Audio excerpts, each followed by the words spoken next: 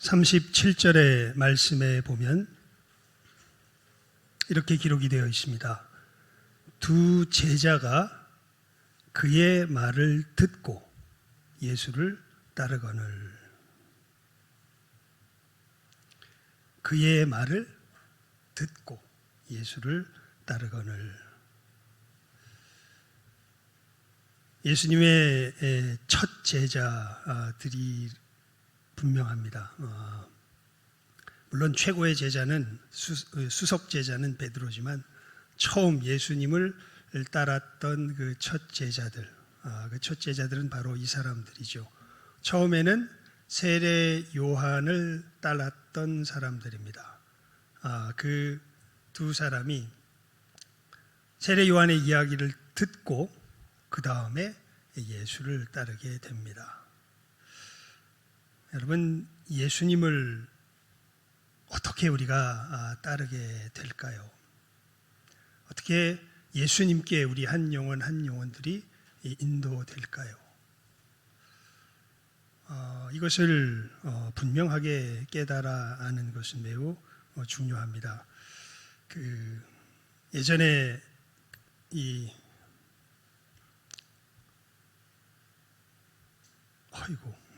박효진 장로님, 그 이야기 여러분 기억나시죠? 장희동에 찬가족을 무참하게, 자기 가족이죠. 어머니, 아버지, 조카, 동생까지 한 가족을 무참하게 연쇄살인했던 장희동에서 있었습니다. 한 20-30년 됐죠. 연쇄살인범이 있었습니다. 이게 굉장히 비리비리한 사람으로 보이는데 혼자서 사실은 이 일가족을 다 죽이고 자기 가족이죠. 부자였습니다. 부모님이. 그 집의 뒤뜰에다가 어마어마한 구덩이를 파서 이 가족을 거기다가 다 생매장했던 사건이 있습니다. 근데 이 사람이 혼자서 저질렀다는 것이 도무지 믿기지 않아서 수사가 상당히 좀 난항을 겪었다고 그렇게 얘기를 해요. 왜냐하면 이 사람이 판 이 땅이요, 한 2시간인가 1시간 만에 팠다 그러는데 이게 포크레인이 동원돼서 파지 않으면 안 될 정도의 깊이의 땅을 혼자서 그 비리비리한 사람이 팠다는 겁니다. 그래서 이게 도무지 납득이 안 돼서 이거 공범이 있었던 게 아니냐, 이런 이제 정황 때문에 수사가 좀 난항을 겪었는데 결국에는 이 사람 단독범인 게 밝혀졌죠. 그리고 이 사람이 이제 사형수가 되어서 박효진 장로님이 일하고 있는 감옥으로 오게 됩니다. 그래서 이 박효진 장로님이 이 사람을 만나고 나서 알게 된 것이 있습니다. 그게 뭐냐면 귀신에 들렸다는 거죠. 이 사람이 귀신에 들려서 부모님에게 돈 구하러 갔다가 매정하게, 하도 부모님에게만 의지하고 자기 스스로 일을 안 하니까 부모님이 매정하게 끊어내었을 때에 실망하면서 집을 내려오는 그 길에 귀신이 나타나가지고 자기를 받아들일 것을 강요하더랍니다. 그때 귀신에게 이 시움받아서 다시 돌변해가지고 자기 부모님을 또 조카를, 일가족을 참살하고 그 다음에 그 귀신의 힘을 힘입어서 땅이 무슨 모래삽으로, 모래를 갖다가 삽으로 퍼내는 것처럼 그렇게 쉽게 파지더랍니다. 어마어마한 속도로 땅을 파내고 거기다가 묻고 그렇게 했는데 법정에서 도무지 안 믿어주는데 박효진 장로님이 그 사람의 이야기를 듣고서 박효진 장로님은 느껴졌거든요. 그 사람 뒤에 어떤 영이 있다는 게 느껴져서 물어보니까 그렇게 대답을 하면서 이 사람이 놀랍게 그 속에서 복음을 듣게 되고 예수님을 영접하게 됩니다.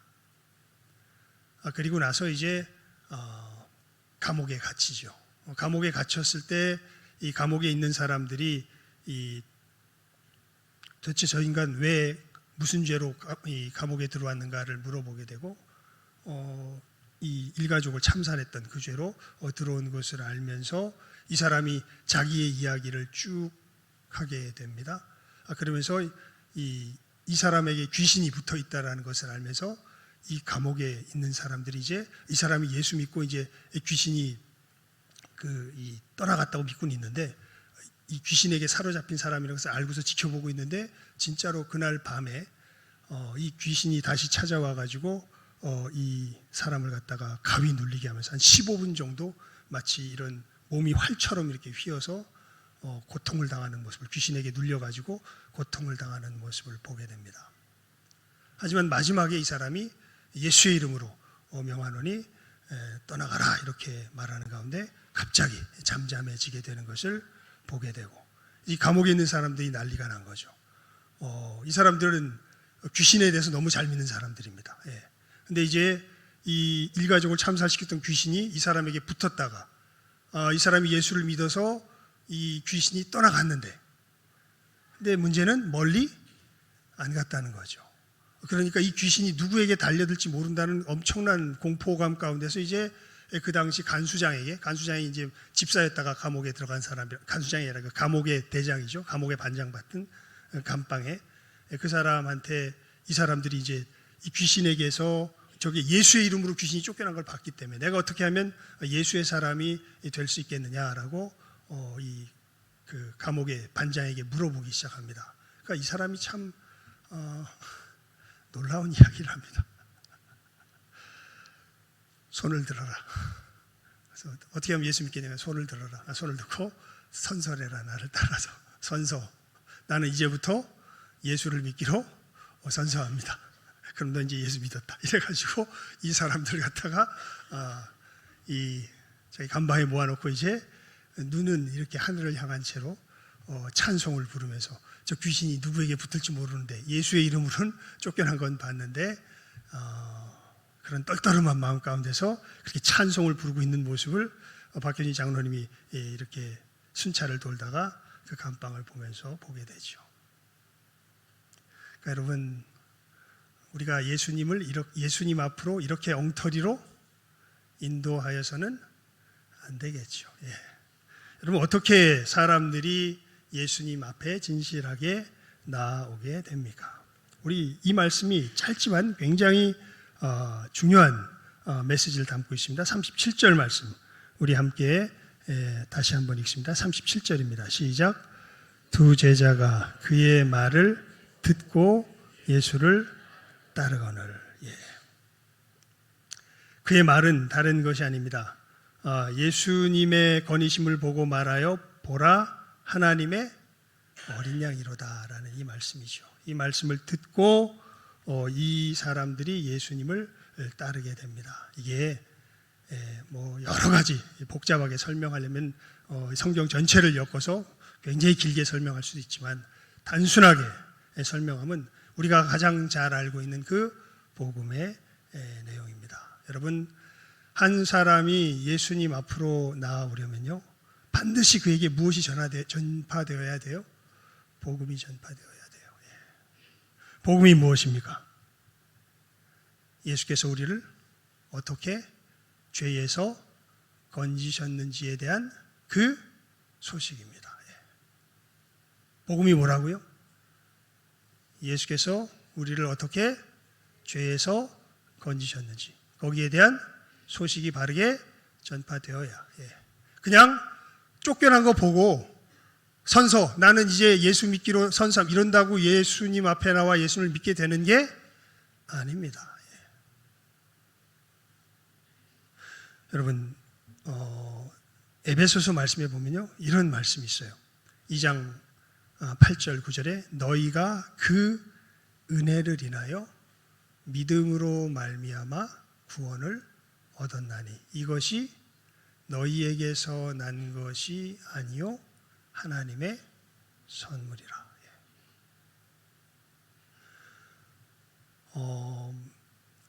내가 믿고 싶다고 내 마음대로 믿겨지는 것도 아닙니다.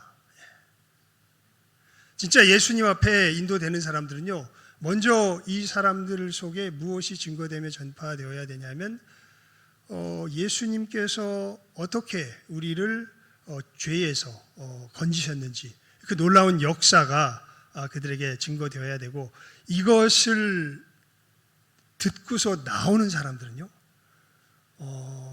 이게 전파된다고 모두가 다 이것을 듣고 예수님 앞에 나오질 않습니다. 어떤 사람들이 나오냐면 자기가 정말 죄인인 걸 알고 그리고 거기서 정말 구원받기를 원하는 사람들이 나옵니다. 예. 그래서 여러분 참 우리가 그래서 이제 기도가 그래서 정말 필요해요. 이게 우리의 언변과 설득력으로 되는 게 아닙니다. 정말 그 영혼이 자기의 상실한 상태를 깨달아 알아야 되고 자기가 이렇게 죄악 가운데 살아가면은 하나님 앞에 멸망당할 것을 깨달아 알아야 되고 정말 내 스스로의 힘으로 이 죄 가운데서 내가 건진받을 수 없다는 사실을 자기 속에서 절절하게 깨달아 알며 이렇게 죄 가운데 빠진 나를 구원하실 유일한 분은 예수 그리스도밖에 없다라는 이 사실을 믿어 누구 앞에 나올 때, 누구 앞에 나아갈 때, 예수 앞에 나아갈 때 그때 이 사람이 정말 누구를 향해 나아가는 사람이에요. 예수를 향해 나아가는 사람이에요. 그러니까 정말 우리가 주변의 사람들 그러니까 늘 이 부분에 있어서는요 기도할 수밖에 없어요.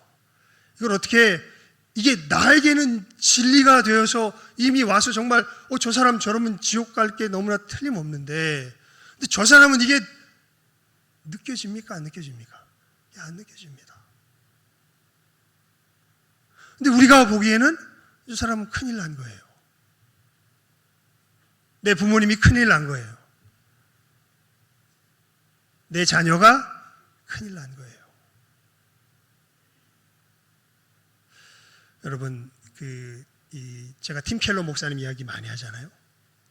팀 켈러 목사님과 이 방불할 정도의 영적인 영향을 미치며 미국 기독교 복음주의계에 굉장한 영향을 미치는 신학자가 한 사람 D. 칼슨이라는 사람이 있습니다.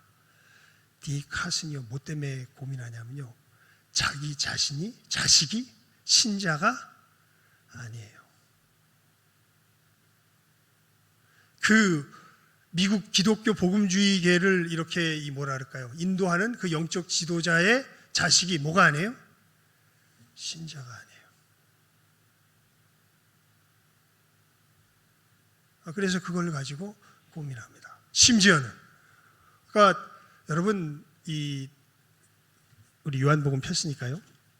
요한복음 1장 우리 앞으로 와서 12절 13절 말씀 함께 읽어봅시다. 12절 13절 말씀입니다. 시작하면 읽습니다. 시작. 영접하는 자 곧 그 이름을 믿는 자들에게는 하나님의 자녀가 되는 권세를 주셨으니 이는 혈통으로나 육정으로나 사람의 뜻으로 나지 아니하고 오직 하나님께로부터 난 자들이니라. 아멘. 13절 다시 한번 읽습니다. 시작.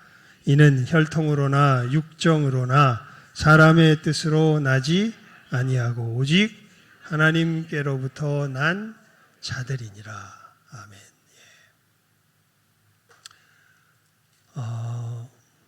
그래서 여러분 우리가 복음을 전할 때 이런 부분에 있어서 두렵고 떨림이 있습니다. 물론 전하는 우리들은 확실하게 전해 주어야죠. 이 예수님의 대속의 은혜를 그러니까 예수님의 구원의 역사라 그러면은 제가 그냥 두 글자로 이렇게 늘 이렇게 요약해서 여러분들에게 말씀드리지 않습니까? 예수님의 구원의 역사는 무슨 역사다? 대속의 역사다. 대속의 역사다. 대속의 역사다. 여러분 복음의 핵심 내용이 뭐냐면요. 예수님의 죽음이 누구 죄를 사하며 누구 죄값을 치르며 나의 죄값을 치르며 예수님의 부활하심이 누구의 의로움의 보장이 되십니다. 나의 의로움의 보장이 되십니다. 이게 예수님의 십자가의 대속의 역사의 핵심 의미입니다. 그러니까 정말 예수를 믿는 사람들은요, 예수 안에서 누구의 죄가 사라졌으며, 내 죄가 사라졌으며, 예수 안에서 내가 하나님 앞에 의롭게 되었음을 깨달아 안 사람들이에요. 이걸 어떻게 알게 되냐면, 허락을 받는다는 표현을 쓰는 게 맞을 것 같습니다. 그러니까 내가 믿고 싶다고 되는 게 아니에요. 믿고 싶은 것으로서 모든 것이 끝나는 게 아닙니다. 정말 예수님의 이 십자가가 누구를 위한 것임이니 나를 위한 것임이 누구로부터? 하나님께로부터 어떻게 될까요? 주어집니다. 그러니까 예수를 진짜 믿는 사람들은 그래서 저기 몇 장입니까? 우리 490 몇 장입니까? 하늘 가는 밝은 길이 내 앞에 있으니, 이 찬송을 그래서 부를 수가 있어요. 나는 부족합니다. 여러분, 부족하면 천국 가요, 못 가요? 부족하면 천국 가요, 못 가요? 못 가지요. 부족한데 어떻게 천국 가요? 그런데 이 사람들은 놀라운 고백을 해요. 나는 부족하여도 어떻게 될 걸 알아요. 천국 가게 될 걸 알아요. 왜 그러냐면 영광나라 계신 임금이 누구이기 때문에, 예수님이기 때문에 그렇습니다. 그러니까 내가 천국 갈 수 있는 것은 누구 때문이 아니라, 나 때문이 아니라 누구 때문인 걸, 예수님 때문인 걸 자기 속에서 알아요. 왜요? 약속으로 주셨거든요. 내가 십자가에서 죽은 것은 누구 죄를 위함이다? 네 죄를 위함이다. 그래서 내가 너를 의롭게 하였다. 누가 약속하세요? 예수께서 어디에서? 십자가 위에서 친히 약속하세요. 그 약속이 아예 이 성령의 역사로 내 마음에 우리가 계약서 쓰듯이 어떻게 돼요? 광환이 씌어져서 우리 마음 가운데 임하게 되죠. 그래서 정말 예수님을 영접한 사람들은 이 약속이 주어진 사람들이에요. 예수님께서 그래서 십자가에서 죽으실 때, 죽기 전에 그러니까 이 최초의 성찬식을 하실 때, 이 잔은 내 피로 세우는 새 무엇이니? 언약이니. 언약이라고 말씀하시잖아요. 그래서 정말 예수를 믿는 사람들은요, 예수 앞에 나오는 사람들은 이 약속을 주시는, 이 대속의 구원의 약속을 주시는 예수님 앞에 나오는 사람들이에요. 그래서 이 약속을 받은 사람들이 사실은 예수의 사람들이 됩니다. 그래서 우리가 죄인인 것과 예수께서 우리의 죄를 위해서 어떠한 구원의 역사를 이루셨는지가 각 사람들에게 분명하게 어떻게 돼야 돼요? 전해져야 돼요. 여러분, 다른 길이 없습니다. 그래서 사도 바울이 그렇게 이야기하죠. 내가 복음을 부끄러워하지 아니하노니 복음은 모든 믿는 자에게 구원을 주시는 하나님의 능력이 됨이라. 여러분, 그러면서 우리가 이제 현실을 좀 봐야 되는데요. 이 복음이, 그러니까 예수 앞에 인도해야죠. 우리 지난주 설교 제목 이거 아니에요? 다른 데로 인도하는 것이 아니라 누구 앞으로 인도해야 돼요? 예수 앞으로 인도해야 돼요. 어떻게 인도해요?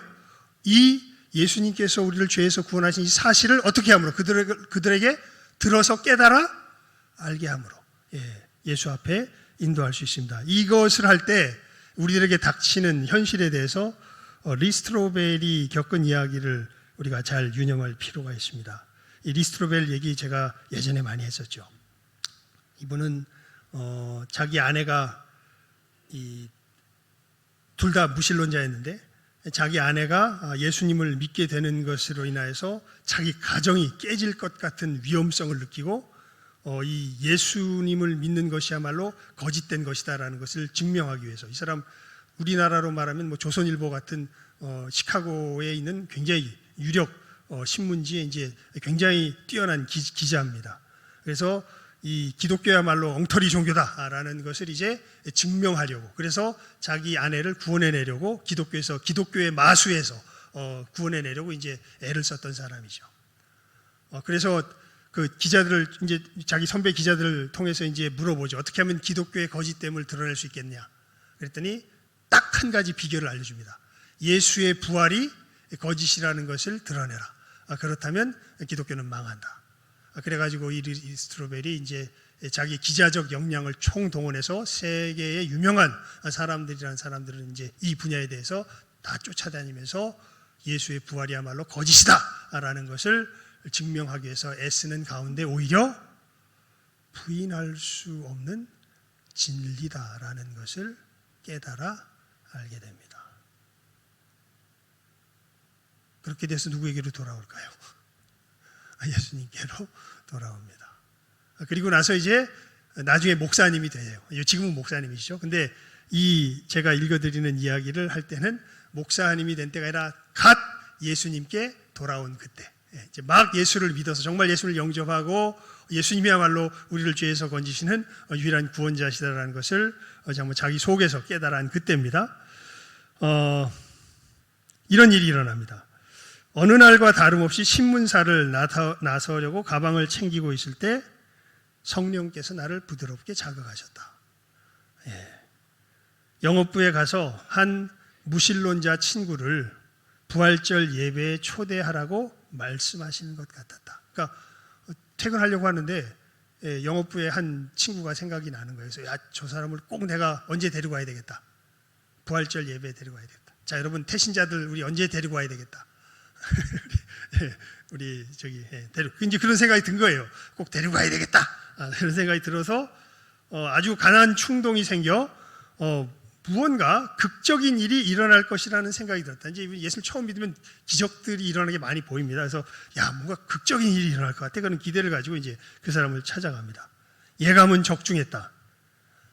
진짜 뭐 기적적인 일이 일어난 겁니다. 하지만 내가 미처 예상치 못한 방식으로 일어났다. 진상은 이렇습니다. 영업부 사무실에 들어가서 주위를 둘러보았다. 자리에 앉아있는 내 친구 말고는 아무도 없는 것 같았다. 완벽한 기회였다. 부활절에 우리 부부와 함께 교회에 가면 어떻겠냐고 친구에게 물었다. 그는 한마디로 거절했다. 혹시 영혼의 문제에 약간이라도 관심이 있냐고 묻자 단호하게 부인했다. 혹시 하나님에 관해 알고 싶은 것이 있냐고 묻자 다시 부정적인 대답이 돌아왔다. 부활이 얼마나 중요한 사건인지 설명해 주었는데도 전혀 관심이 없었다. 전도할 때 내가 사용하는 모든 미천이 다 떨어지자 나는 당황하기 시작했다. 아니, 하나님이 내게 그 사람과 이야기하라고 촉구하셨다면 왜 그는 영혼의 문제에 대해 이토록 무관심할까? 마지막으로 나는 더듬거리면서 혹시 뭔가 궁금한 게 생기면 언제든지 나를 찾아와 라고 말하고는 밖으로 걸어나갔다. 도대체 이게 무슨 일인가? 나로서는 그가 왜 그토록 완강하게 저항했는지 이해할 수가 없었다. 곰곰이 생각한 끝에 나는 내가 장차 그를 그리스도에게로 인도할 많은 사람과 경험의 긴 사슬에 포함된 하나의 고리에 불과하다는 결론에 도달했다. 다른 사람을 통해서 저 사람을 구원하시려나 봐. 그런 거죠. 내가 알기로 그는 지금까지 회의주의자로 남아있다. 아직도 안 돌아왔나 봅니다. 그러니까 이제 이건 하나의 해프닝인 것처럼 보였죠. 그 후 몇 년이 훌쩍 흘렀다. 당시 나는 시카고 근교에 있는 윌로우 크릭 교회에서 교육 담당 목사로 일하고 있었다. 어느 주일 아침 예배가 끝났을 때 한 중년 남성이 나를 찾아와 악수를 청했다. 그러고는 당신이 내 인생에 미친 영적 영향력에 감사하고 싶습니다 하고 말했다. 그랬군요. 그런데 누구시죠? 하고 내가 물었다. 제 이야기를 좀 하겠습니다. 몇 년 전에 직장을 잃은 적이 있었습니다. 돈도 한 푼 없이 집까지 잃을까 봐 두려웠습니다. 그래서 신문사를 운영하는 친구에게 전화를 해서 혹시 일거리가 없는지 물었습니다. 그러자 혹시 바닥에 타일을 좀 깔 줄 아냐고 묻더군요. 우리 집 욕실에 타일을 깔아본 적이 있어서 할 수 있다고 대답했죠. 그랬더니 신문사 바닥에 타일을 깔아주면 돈을 좀 벌 수 있을 거라고 하더군요. 그래서 신문사 영업부 사무실 타일을 깔게 되었죠. 부활절이 얼마 남지 않은 날이었어요. 영업부 사무실 책상 밑에 쪼그리고 앉아 일을 하고 있는데 목사님이 그 방에 들어오셨어요. 목사님은 저를 못 보셨을 겁니다. 어떤 사람에게 하나님과 예수님, 부활절과 교회에 관해 이야기하시는데 정작 그 사람은 전혀 관심이 없더군요. 하지만 저는 귀담아 들었죠. 목사님의 말씀을 듣고 제 가슴이 고동치기 시작했습니다. 나야말로 하나님이 꼭 필요해. 꼭 교회에 가야겠어 하는 생각이 들었습니다. 신문사에서 나오자마자 아내에게 전화를 걸어 이번 부활절에 교회에 가자고 말했습니다. 아내는 저더러 농담하지 말라고 하더군요. 결국 그해 부활절부터 이 교회에 다니기 시작했고 우리 부부와 아들까지 모두 그리스도를 믿게 되었답니다. 그래서 목사님에게 감사를 드리고 싶습니다. 이런 일이 있었던 거죠. 여러분, 언제 어떻게 한 영혼이 하나님께 돌아올 줄 모릅니다. 내가 꼭 저 사람에게 전한다고 이 사람이 돌아오리라는 법도 없습니다. 하지만 돌아올 수 있는 유일한 길은 일단 이 복음이 어떻게 돼야 돼요?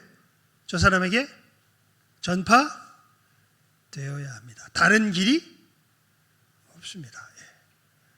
우리 지난주에 이 부분은 정말 우리 가슴 아프도록 살폈죠. 교회에 나오는 게 중요한 게 본질적인 게 아닙니다. 여러분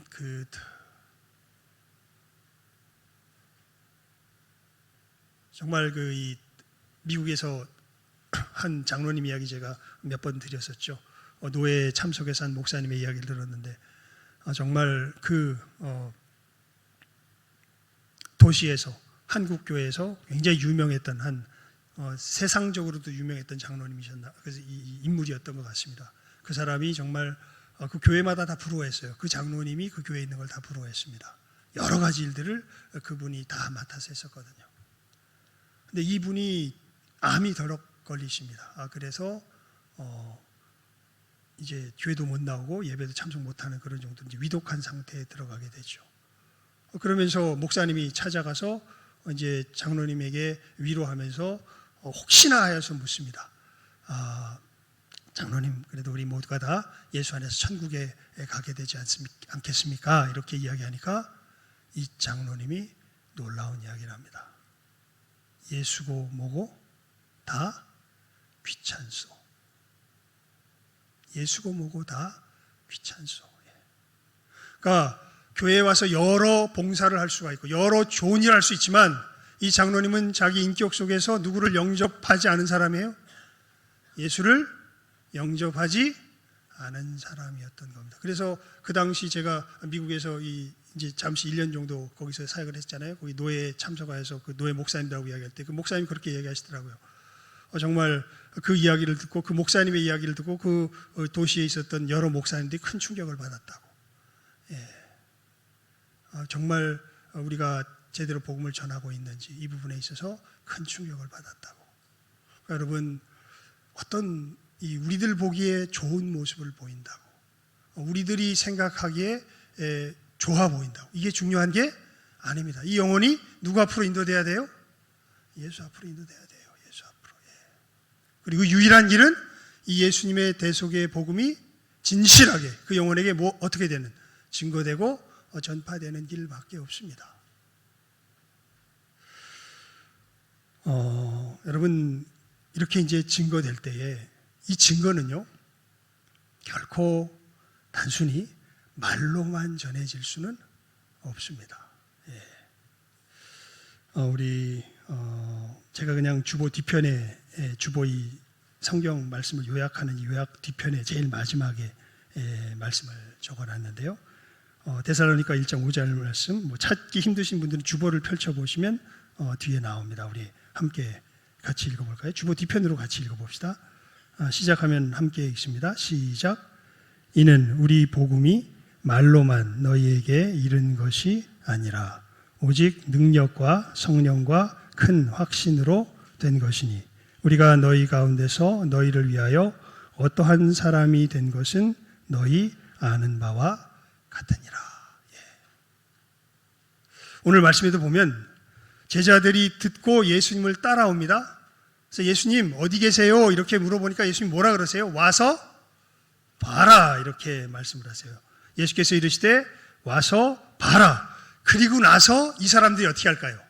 다른 사람에게 가서 이 예수님을 뭐 할까요? 전하기 시작합니다. 그래서 복음이 증거될 때는 이것이 결코 우리들 속에서 단순히 말로만 증거되지 않습니다. 여러분 복음은 우리들 가운데 놀라운 삶의 존재의 변화를 일으키죠. 어떠한 존재의 변화를 일으킬까요? 이것이 이제 데살로니가 전서 1장 9절에 보면요 사도 바울이 이렇게 표현하고 있습니다. 제가 읽어드릴게요. 데살로니가 전서 1장 9절에 보면 이 골로새서가 펴져 있네요. 그들이 우리에 대하여 스스로 말하기를 우리가 어떻게 너희 가운데 들어갔는지와 그 다음이 중요한데요. 너희가 어떻게 우상을 버리고 하나님께로 돌아와서 살아계시고 참되신 하나님을 섬기는지와.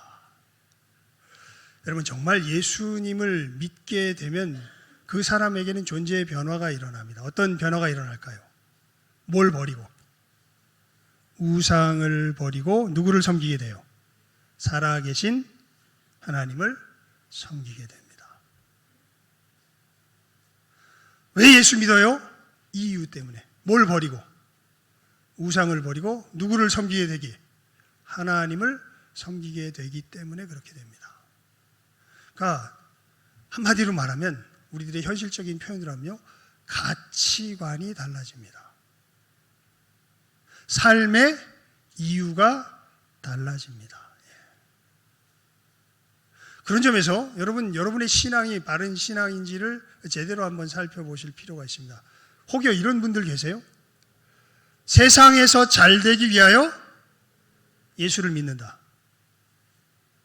그건 예수님께서 하신 일과 정반대되는 일입니다. 예수님은 우리를 세상에서 잘 되게 하기 위하여 오신 분이 아니라 이 세상에서 건져내시기 위하여 오신 분입니다.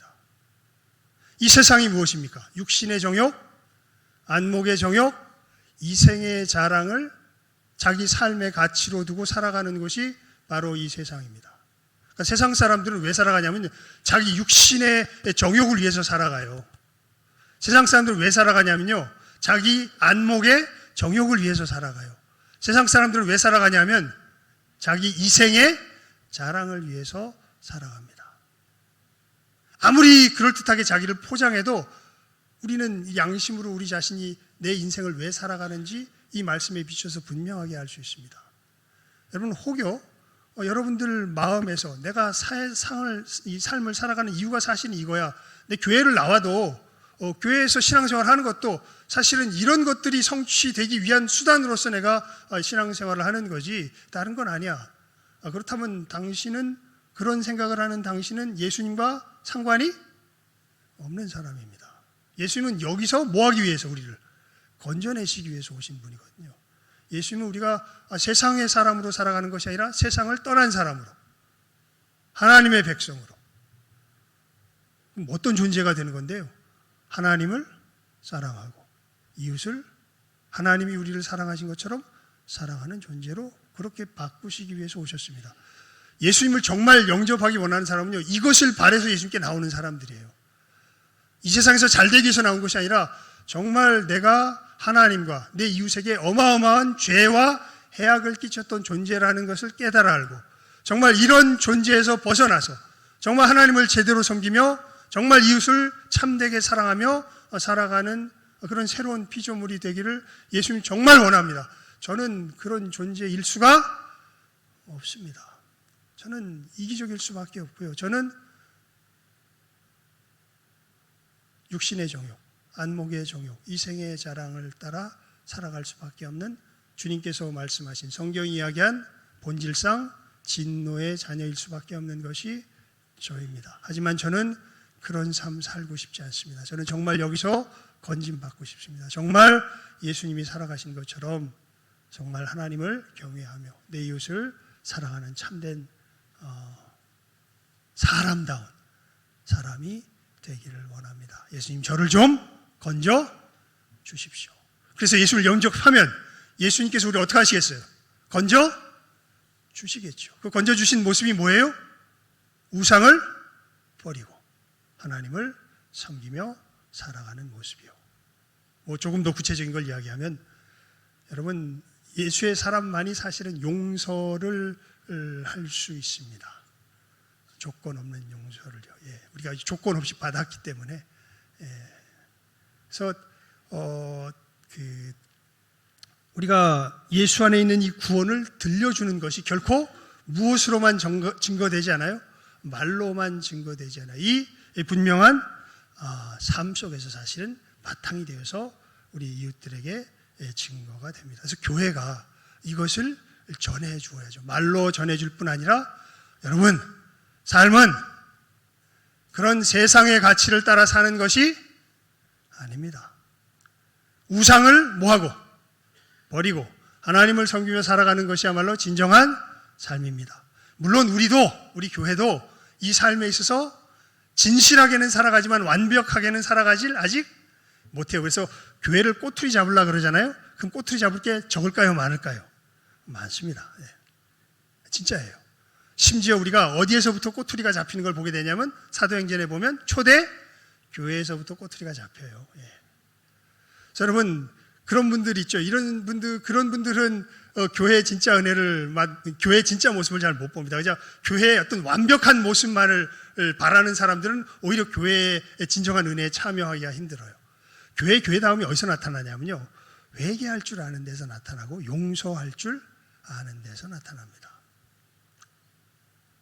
그래서 나 같은 죄인이 이러한 죄에도 불구하고 어떻게 되어서 하나님께 용서함 받아서 이 삶을 살 수 없었던 사람이 이 삶을 살 수 있는 존재로 변화되는 모습이 경험되는 곳이 어디예요? 그거가 교회예요. 예. 완벽한 꼬투리 잡을 수 없는 모습을 살고 있는 것이 교회가 아니라 이렇게 할 수 없었던 죄인들이 용서함 받고 포용함 되고 그리고 그것에서 뭉개고 있는 거죠. 그래서 여러분 바리새인들이 예수님을 막 욕했잖아요. 왜 욕합니까? 누구를 맞아들인다고? 세리들과 죄인들을, 그 여인들을 받아들인다고 막 욕하잖아요. 그런데 그러거나 말거나 예수님은 그 사람도 어떻게 해요? 받아들여요.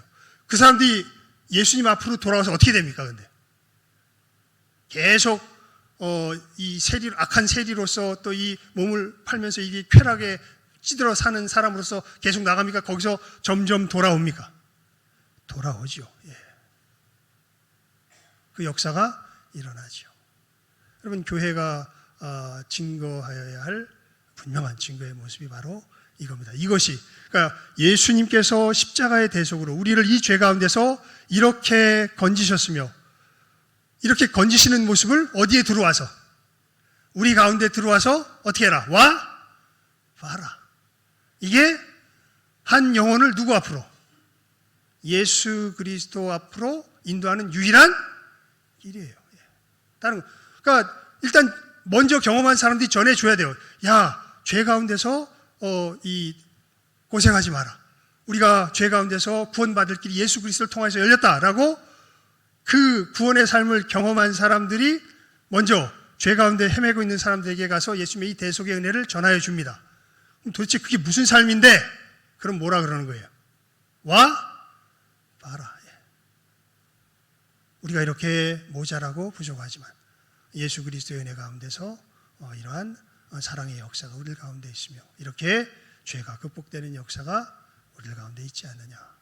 이제 이 죄를 온전히 심판하실 하나님께서 예수께서 곧 재림하실 것이다. 우리들 그날을 바라보며 바르게 준비하며 살아가야 된다. 이것이 이제 교회가 이 세상 가운데 분명하고 확실하게 전해 주어야 할 유일한 사명이 되는 것이죠. 그러니까 여러분 이걸 전해줄 수 있는 곳은 어디밖에 없어요? 교회밖에 없어요. 지금 참 희한하죠. 난카이 대지진, 이제 과학자들 막 나와가지고 또 7년 내에 뭔가 우리가 획기적인 뭔가를 못하면 4점 몇 도가 올라갈 거라고 또 어떤 과학자는 이야기하대요. 지금 1도가 올라가도 이 난리인데 4점 몇 도가 올라가면 우리가 살아가는 환경이 어떻게 변할까? 그렇게 되면 아마 근데 저는 확신이 납니다. 3분의 1 이상은 안 죽을 거예요. 왜냐하면 계시록에 있거든요. 3분의 1이 해를 받을 것이다 이렇게 돼 있거든요. 아마 그러면서 정말 지구가 깨질 것 같은 어마어마한 재앙이 나중에는 닥치겠죠. 성경에 기록되어 있거든요. 그렇게 될 거라고. 그리고 그때 누가 오실 거라고? 예수께서 오실 거라고. 근데 신기하게도 사람들이요 꼭 하나님은 거세를 시켜버려요. 이 여러 상황과 환경이 분명히 말씀에 이렇게 분명하게 기록되어서 보여지는데도 이것은 그냥 소설이다. 이것은 그냥 니들 종교에서 만들어낸 허구다, 허상이다. 이게 과학과 배치되는 이 성경이 무슨 믿을 만한 내용이겠냐. 하나님을 그대로 거세시켜버립니다. 이 눈앞의 위기를 이 말씀이 그대로 이야기하는 걸 보면서도 거세시켜버려요. 여러분 이때 유일하게 이 사람들로 정신 차리게 준비시키면서 주님 오실 그 심판을 대비시켜줄 유일한 사람들이 누굴까요? 그 우리들밖에 없습니다. 미친 사람 소리 듣고 말도 안 된다는 소리 들어도요. 여러분 어떤 사람이 독약을 보약으로 알고 내 가족 중에 하나가 내가 정말 위하는 그 사람이 그것을 갖다가 먹으려고 하는 그 모습을 바라보면서 이 사람 정말 이게 보약으로 아는 거예요. 그걸 갖다가 뜯어 말리면 이 사람이 막 나를 갖다가 때리고 욕하고 네가 내 보약 뺏어 먹으려고 그러지 그러면서 막 핍박을 하면 어떡하겠습니까? 그래, 너 먹어라. 너 먹어라. 네가 그렇게 핍박하는데 내가 어떻게 널 말릴 수가 있겠냐. 너 먹어라. 그러겠습니까? 아니면 그렇게 핍박을 당해도 야, 너 그거 먹으면 어떻게 돼? 죽어. 먹으면 돼? 안 돼? 안 돼. 라고 계속 만류하겠습니까? 그게 누구의 위치일까요? 지금 시대에서 우리 그리스도인들의 위치입니다. 우리가 지금 하자는 것이 무엇입니까? 이것이요 사실은. 여러분 이대로 우리 주변의 사람들 그대로 두면 다 어떻게 돼요? 다 죽어요. 다 하나님의 진노 가운데 멸망당합니다. 우리를 비웃는데요, 우리를 멸시하는데요, 지들 잘났다고 생각하고 계속 그렇게 조롱하는데요. 근데 우리는 알잖아요. 조롱하고 멸시하고 참 우리를 핍박한다, 심지어 우리를 괴롭힌다고 할지라도 만약에 저 상태로 가면 저 사람도 어떻게 돼요? 다 하나님의 진노 가운데 멸망해요. 정말 저 사람들을 사랑한다면 우리는 어떻게 할 수밖에 없어요? 전해줄 수밖에 없지요. 유일한 길은 저들도 누구 앞에, 누구처럼, 우리처럼 예수 앞에 나와서 이 예수의 은혜를 받아 구원 얻는 그 길밖엔 다른 길이 없으니까. 그 점에서 여러분 이 복음의 내용을요, 최소한 여러분을 구원하신 하나님의 역사 속에서 여러분의 말로 사람들에게 알려줄 만큼은 아셔야 됩니다. 유창하고 모든 것을 다 저도 모든 것은 설명 못해요. 그냥 성령의 역사가 임하기를 바랄 뿐입니다. 하지만 사도 베드로가 그러죠. 너희들 소망에 관한 이유를 다른 사람들에게 알려줄 수 있을 만큼 뭐해라? 준비해라. 여러분 분명하게 왜 예수를 믿어야 하는지, 예수님께서 어떤 역사를 이루셨는지 그 엉터리 감옥의 감방장처럼 그저 맹세시키는 이딴 것이 아니라 정말 왜 우리가 예수를 믿어야 하는지, 우리의 죄에 대해서 알려주고 정말 예수께서 우리를 죄에서 건지시기 위해서 십자가에서 어떤 역사를 이루셨는지 그 분명한 십자가의 죽으심과 부활의 의미에 대해서 확실하게 알려줄 수 있을 만큼은 우리가 뭘 알아야 돼요? 복음을 알아야 돼요. 그래야 한 영혼을 어디 앞으로 인도할 수 있어요? 예수님 앞으로 인도할 수 있습니다. 이것이 하지만 무엇만으로 전해질 수 없다. 말로만 전해질 수 없다. 진짜로 예수님의 이 역사 속에서 우상을 버리고 하나님을 섬기게 된 이 삶을 살 줄 아는 사람만이 증인이 돼서 전할 수 있겠죠. 이 분명한 증거, 참으로 이 유일한 주님께로 인도될 수 있는 유일한 통로로서의 사명, 충성되이 복되게 감당할 줄 아는 이 시간 함께하는 모든 귀한 영혼들, 우리 신성교회가 될 수 있기를 주님의 이름으로 축원을 드립니다. 기도하겠습니다. 하나님 아버지, 저희들이 이 시간에 하나님 앞에 간절히 기도드립니다. 하나님, 한 영혼 한 영혼이 예수님 앞에 나오는 것이 그저 나올 수 없습니다. 그저 예수님 나가겠습니다, 내 마음에 선뜻 결심한다고 나갈 수 없습니다. 정말 자기 자신의 죄인됨을 깨달아 알며 예수 그리스도께서 십자가의 대속의 구원의 역사 속에서 어떻게 우리를 이 죄 가운데서 건지셨는지 그 주님의 약속을 분명히 깨달아 알고 주님 앞에 나아가 정말 그 영적인 씨름 속에서 주님을 영접하게 될 때, 그때라야 정말 그 한 영혼이 예수의 사람이 되는 것을 저희들 압니다.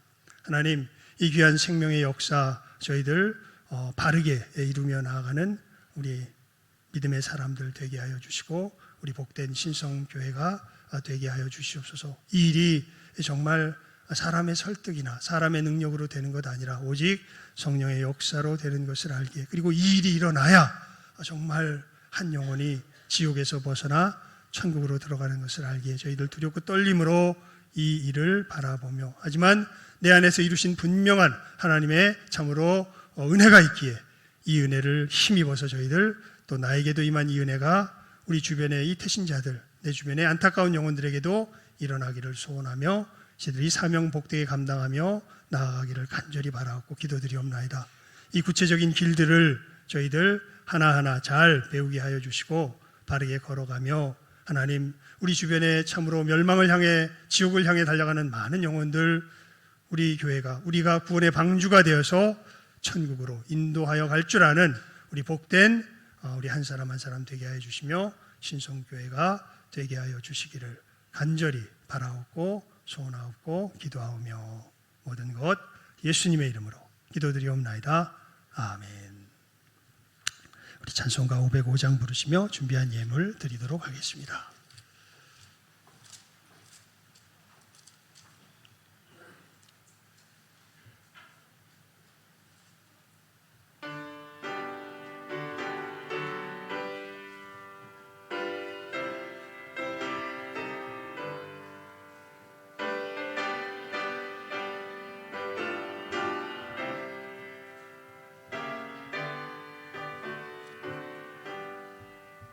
온 세상 위하여 나 복음 전하리. 만 백성 모두 나와서 주 말씀 들으라. 죄 중에 빠져서 헤매는 자들아, 주님의 음성 듣고서 너 구원 받으라. 전하고 기도해 매일 증인 되리라. 세상 모든 사람 다 듣고 그 사랑 알도록 온 세상 위하여 나 이 복음 전하리. 저죄인 회개하고서 주 예수 믿으라. 이 세상 구하려 주 돌아가신 것 나 증거하지 않으면 그 사랑 모르리. 전하고 기도해 매일 증인 되리라. 세상 모든 사람 다 듣고 그 사랑 알도록 온 세상 위하여 주의 임하니. 주 예수 이름 힘입어 이 복음 전하자. 먼 곳에 나가서 전하지 못해도 나 어느 곳에 있든지 늘 기도 힘쓰리. 전하고 기도해 매일 증인 되리라. 세상 모든 사람 다 듣고 그 사랑